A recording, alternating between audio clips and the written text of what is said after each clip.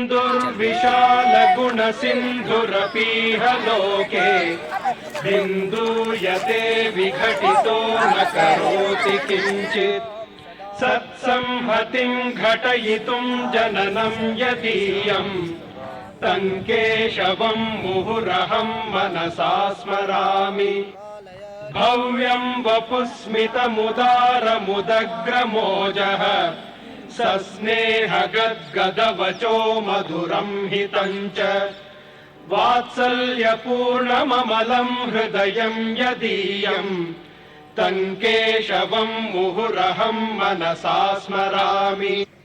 संघे कलौ भवति शक्तिरिति प्रसिद्धं जानाति हिन्दुजनता न तु तत्कथञ्चित् सम्यग् विनेतुमिह तद्धुतवान् वपुर्यः तं केशवं मुहुरहं मनसा स्मरामि।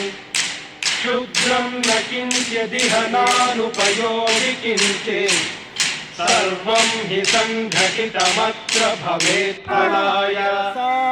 इत्थं जनं विनयति स्म निरन्तरं यः तं केशवं मुहुरहं मनसा स्मरामि।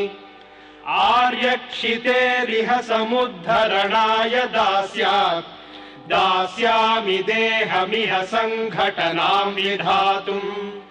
निश्चित्य भीष्ममचरत् सततं व्रतं यः तं केशवं मुहुरहं मनसा स्मरामि।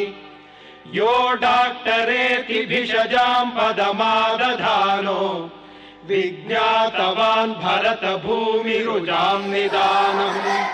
संभौषधं समुदपादिनवञ्च